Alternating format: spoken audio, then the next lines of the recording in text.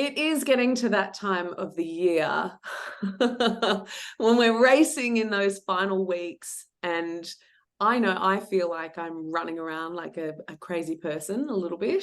But there will come a time when all of a sudden you're on vacation time and you're with your family and you're trying to have a nice Christmas or Hanukkah or whatever it is that you celebrate.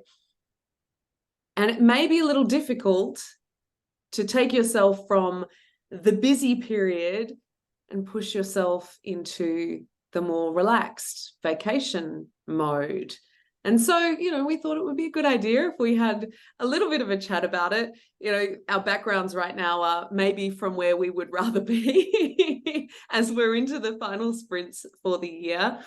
But Professor Craig Hassard, thank you so much for joining me so that we can untangle this and actually start to get ready for vacation mode. What should we do? Well, just firstly, what makes you think that this is not a real background for me? Because I saw you in the office this morning. I have very large windows in my office, and this is the backdrop to them. So, yeah, look, it's an interesting time of year. I think, on one hand, so happy and joyful. On another hand, it can be so pressured. So I think there are a few kind of tips, and I'm not speaking necessarily as the expert in all things vacation, but I think the first thing is in the lead up to it is just to rediscover our inner brake pedal, the first thing, just to slow down and ease into it rather than, sort of going full tilt into the holiday season. So just find that inner brake pedal and just give it a little bit of a tap just to slow down the pace. Do the things that are necessary, but just ease into it rather than just full tilt and all of a sudden just collapsing over the line. I think that's a good place to start. There are some more tips, but that's the first one. But, even from a practical standpoint as well, as a prime example for me, when I am going full tilt, I'll often have that second or third coffee, and it might just look like being a little more mindful of your coffee consumption or being a little mindful of how many sleep hours you're getting. It's the perfect time of year to, cut back on your sleep time because you're running around. Maybe you're going to Christmas parties or, you've just got extra things to do before you leave on vacation. So being mindful of those things like your sleep cycles and your waking cycles, or how much caffeine you're using to be in the wake cycle as well. How do we make sure that we also start to be more mindful around the technology we might be using? Well, look, I think that the technology these days, the wonderful servant that it's meant to be, but the tyrannical master it's become, is a major problem for many people. So when getting to the point now on vacation, the addiction centers in the brain are likely to be screaming out, check the email. And there you are on your first day, second day, third day vacation. I think I'll just have a look at the emails. Mm-hmm. And there's this real distinction between, is this really necessary? It'll feel necessary. It'll feel, I should just check this, but I should just do that. But just leave it alone. Just put the phone down. Turn off the notifications. Do not. There might be an urge to, but just urge surf. That desire to check your emails. So give yourself a bit of space after 2 or 3 days. That urge, the addiction centers will start to quieten down a little bit. You can certainly still, do all the stuff you want to do on your social media or anything else, but just from a work point of view, give yourself some clear air. Just give yourself some space and resist that initial urge to dive into the emails, just to check this and that and the other thing. Just when you walk out of the office, don't just do it physically, mentally walk out as well. Yes. And as you craft that message, for your out of office email, for example, one of the most effective ways I've found to do that on my phone is just turn the notifications off. During the year, every time I get an email, it comes up on my phone, making sure that you actually turn them off for your accounts for the things that you don't need to hear about. They will all still be there when you get back.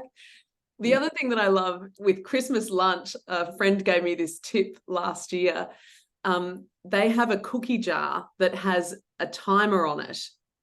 So, you either smash it open, I suppose, or, you can't access the cookie jar until the timer goes off. And with Christmas lunch, they put everybody's phones in this cookie jar so that no one could access it for like 4 hours.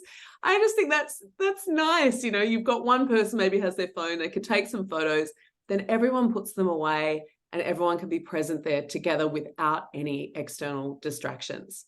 Well, probably half the people were in the fetal position by the end of that 4 hours, but I think that's a great kind of idea, because that stuff can rule our lives, and it kind of keeps us mentally at work. This sort of always on kind of culture. Yeah. So that's one of the things. One of the other things, perhaps the third one, is just to keep some white space in the diary.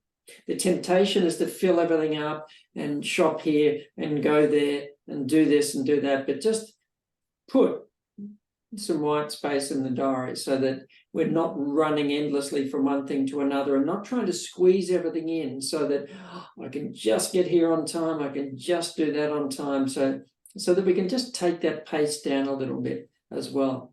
I think you've been looking at my calendar. It looks like a horrible Tetris board at the moment. Well, this tip was particularly for you, Megan. Particularly for you.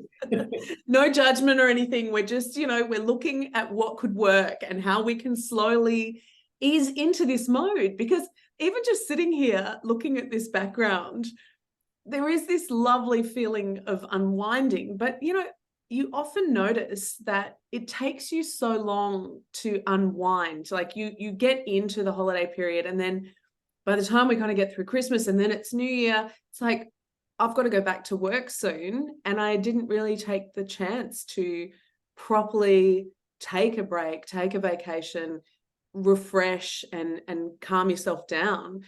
What other ways can we look at really dropping into that space? Well, I think perhaps the fourth one, and in some ways the most important one, is all about enjoying and savouring the moment. And I guess that's really code for being mindful. Be present. We might have 100 things to do, but at this moment we're only doing one thing now. That includes practice of meditation. That'll give you a little bit of mental white space in the diary, but do things mindfully. So when you're at going out, catching up with some friends over a dinner or something like that, taste your food, enjoy the wine, enjoy the company, be in the moment, but also get outside, particularly useful, out into nature, go for a mindful walk, so if we can just be present, it takes a lot of the pressure out of thinking of the 100 things I've still got to do. Well, okay, 100 things may be done, but at any given moment, we're only doing one thing at a time, and that will very naturally slow us down. If we're walking down the street, hear the birds singing, feel the breeze in your face, etc., that'll just help to slow us down enormously. And then all of a sudden, you are in a vacation. You're actually in the moment rather than, it's amazing how you ask the question so often about, when you're at work, you're often thinking about a vacation. People say, yeah. And then when people get to their vacation, they're thinking about work. Yeah. And it's kind of the total opposite of being mindful. So just really be mindful, savor the moment, enjoy the spirit of it. And I think that's one of the reasons why, as a child, that sort of vacation goes on forever, because children are so much more in the moment. Well, we should take a leaf out of their book. So be childlike, be in the moment, and completely savor your vacation and be present to how delicious it is. Absolutely. We hope you have a wonderful, wonderful vacation, and we're very excited to see you all in 2024.